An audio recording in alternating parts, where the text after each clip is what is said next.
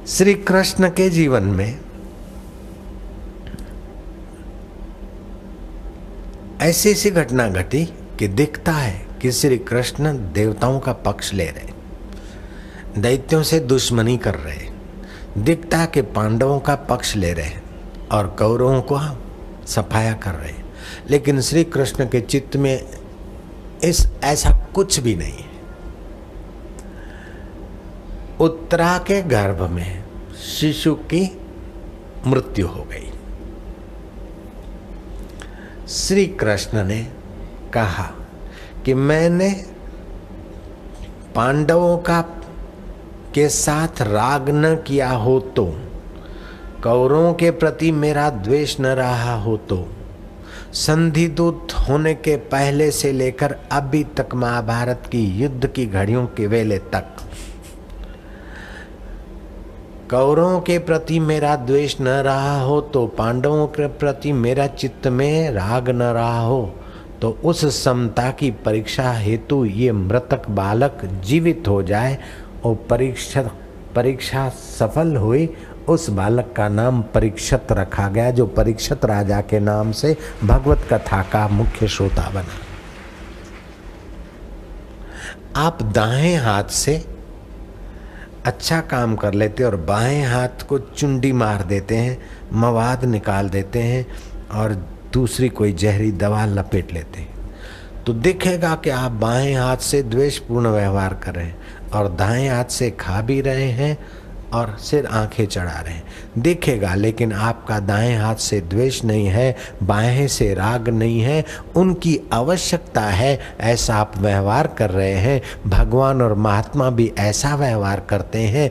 आप भी अपने बेटे बेटी, नौकर चाकर, सेठ साहूकार जिनसे मिलो उनकी आवश्यकता के अनुसार व्यवहार कर लो। उनके प्रति द्वेष भी न उभरे, राग भी न उभरे, लेकिन उनका हित और काम हमारा हो तो आप व्यवहार में महात्मा बन जाएंगे। नानक बोले सहज स्वभाव, साईं बोले सहज स्वभाव, बापू बोले सहज स्वभाव। आप स्वाभाविक चेष्टा करिए, सहज स्वभाव रहिए, आपको आराम मिलेगा। आराम, राम में आराम मिलेगा। तुल्य निंदा स्तुति मौन, सुखम वा यदि वा दुखम संयोगी परमो मता, आत्मोपमेन सर्वत्र समम पश्यति यो अर्जुना। सुखम वा यदि वा दुखम संयोगी परमो मता। सबको अपना आत्म स्वरूप जानता है, सबके दुख में वो हाथ बटाता है दुख मिटाने के लिए।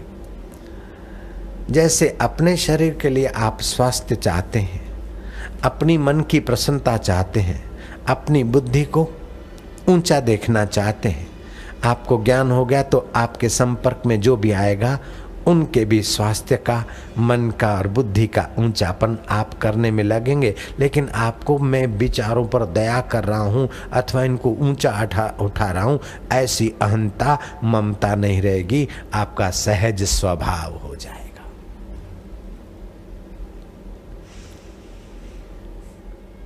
एक अटपटा आदमी था कि क्या साधु बाबा क्या खड़िया पलटन लेके बैठ रहे, महाराज इधर भी देखो। हाँ बोले बेटा हम देखते हैं। बोले महाराज तुमको मैं गाली सुनाऊंगा। महाराज खुश हो गए, वाह भाई वाह, बड़े धनवान हो। ददतु ददतु, दो दो, जो धन है तुम्हारे पास वही दो, चलो। अभ्यागत साधु जो है, ददतु ददतु, बेटा दे जो भी है। सुन रहे हो अभ्यागत साधु? जय जय सियाराम। ददतु ददतु, दो दो, क्या दूं? ददतु ददतु। अरे महाराज क्या ददतु ददतु? गालिर गालिर मंतो भवंतः। तुम गालियों के धनवान हो तो गालियां ही दे दो, कुछ न देने की अपेक्षा कुछ तो दे रहे हो बाबा को। ठीक है बेटा, भगवान तुम्हारा मंगल करे। ददतु ददतु। गालिर गाली मंतो भवंतः, तुम गालियों के धनवान हो तो गालियां दे दो। आप अपने चित्त को झंझट प्रूफ, द्वेष प्रूफ, राग प्रूफ कराओ तो आपका चित्त चैतन्य का स्वरूप में प्रकट होने लगेगा। तुल्य निंदा स्तुतिर मौने। ये निंदा कर रहा है तो ये निंदनीय मेरे हाड़ मांस के शरीर की निंदा कर रहा है।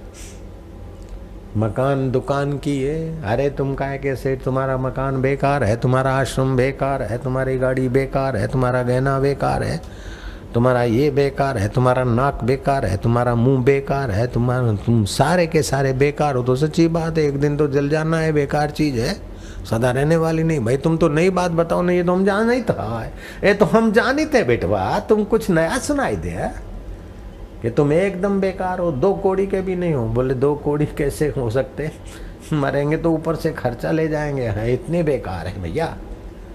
और कुछ सुनाओ। जब आप बेहोश होते हो, अपने आत्मा का ज्ञान नहीं है और हाड़ मांस के शरीर में आप घुस जाते कचरे में, तब गाली वाले की असर होती है, निंदा वाले की असर होती है, अपमान वाले की असर होती है, मान वाले की असर होती है, पोल्सन वाले की असर होती है। ऐसी कथा तुमको कहीं बाजार में मिलेगी क्या? जहाँ तहाँ मिलेगी क्या? एकदम भी VIP सत्संग है, हम कहित है न चकाचक माल है।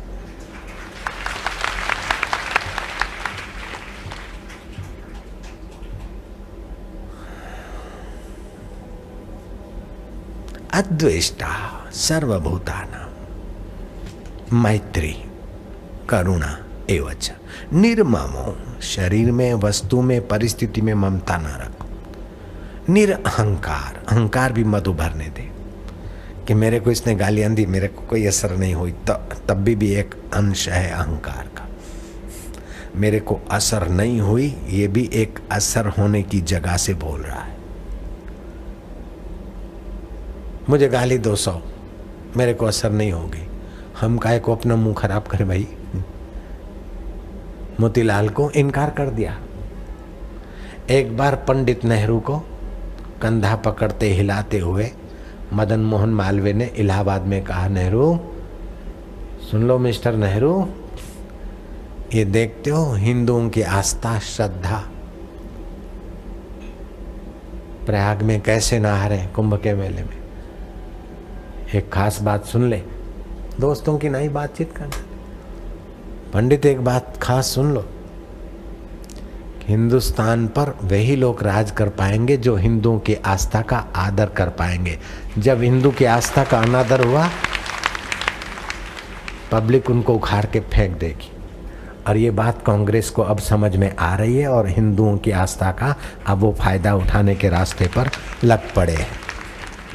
जय राम जी की।